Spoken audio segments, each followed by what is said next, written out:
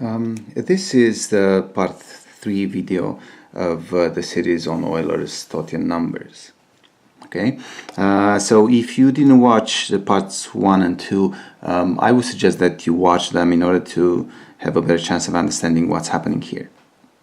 Okay, so what we did in parts 1 and 2, we actually looked at some properties as to how relatively prime numbers with a given natural number n are sort of distributed across the set of natural numbers. What we didn't do is we didn't look at the various values of this phi of n, which is the number that we call the Totient number associated to n. Okay, so we're going to do so now. Okay, so we're going to start our discussion by looking at numbers that are of type p to the power of k, where p is a prime number and k is a natural number that's not 0. Okay, so now, okay, I just wrote here all these numbers from 1 to n, right, because n is p to the power of k now.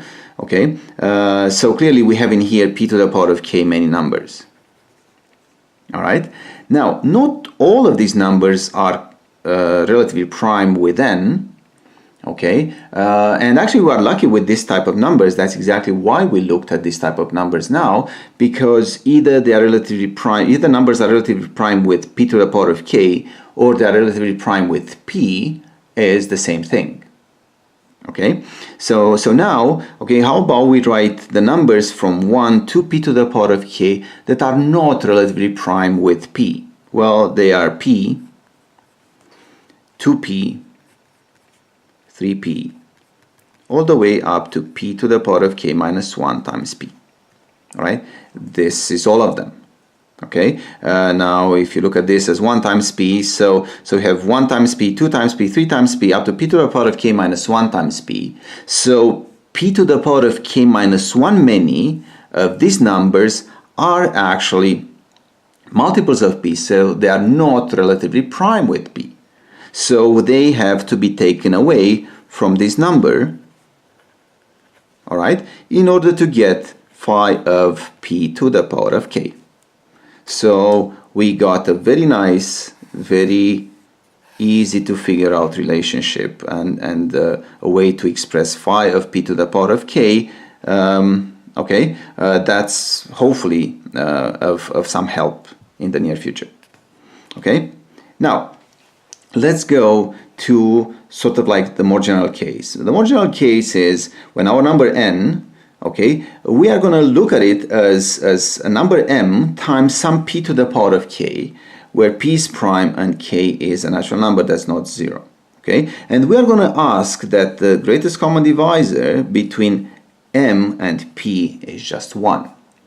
In other words, what we did is we looked at the number n and we separated p to the power of k from it, okay, using the fundamental theorem of arithmetic. Okay, so we wrote n as the product between a number m and the number p to the power of k, so that these two numbers have no common divisor. All right, so now what I did is I wrote here all the numbers from 1 to p to the power of k times m, which is actually our n. Okay, now if you recall, you know, the previous video on this series, what we did in that video, we looked at numbers like this from 1 to some p to the power of k times m, okay, and we actually split them into a few subsets. All right, and we actually looked at phi of m in here. So we looked at numbers that are relatively prime with m. So not with n yet, but with m. Okay, so we know that we have here phi of m many numbers that are in here in this set. Phi of m many of these numbers are relatively prime with m. Okay, now in this set here we prove that we have phi of m many numbers that are relatively prime, again with m, not with n. Okay, and even in the last subset we have phi of m many numbers that are relatively prime with m. Okay, now how is this useful? Well, okay, again, looking for numbers that are relatively prime with n. Okay, if a number is relatively prime with n, it's going to be relatively prime with m. All right, so actually, in this set here, in this entire set, okay, numbers that are relatively prime with n are going to be among these numbers, phi of m many numbers from here, phi of m many numbers from here, and phi of m many numbers from the last subset. Okay, so now, okay, which ones? So these numbers that we isolated so far are more than just what we need. Okay, what numbers from here, from this phi of m many batches of numbers or sets of numbers, are not needed? Okay, well, so clearly it could be the case that multiples of p in here, right, in this phi of m many numbers are not needed. All right, so basically, how about we look at numbers that are multiples of p in here? So they are p, 2p, okay, all the way up to, well, we have to stop at this number, so let's isolate the p first, and it's going to be, okay, what's left, if you isolate the p from here, what's left is p to the power of k minus 1 times m. Okay, so basically what I'm saying is this, that some of these numbers are going to be among this numbers, that phi of m many numbers in every single one of these sets. And we really don't want them because these numbers here are not relatively prime with n. So we need to take them away. Okay, so how many are going to be here?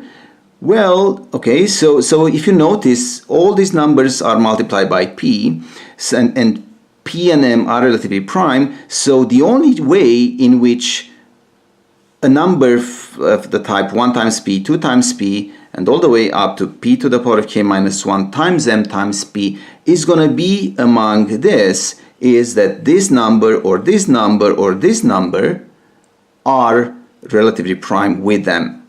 So now we look at this set 1, 2, 3, all the way up to p to the power of k minus 1 times m, okay, which are all these coefficients of p, let's call them in here. How many of these numbers are relatively prime with m? Well, we just did it here, okay, for a slightly different multiple of p. So in here, in total, we have, well, how many subsets are we going to have? Exactly like in this pattern here, we are going to have p to the power of k minus 1 times, okay, subsets, and in every single one of them we are going to have phi of m many numbers, and all these numbers are relatively prime with them. That's what we are looking for.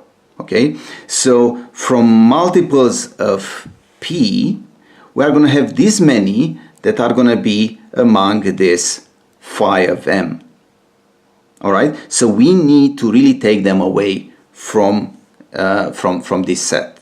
Okay, and if we do take them away, what's left in this set is going to be exactly phi of n.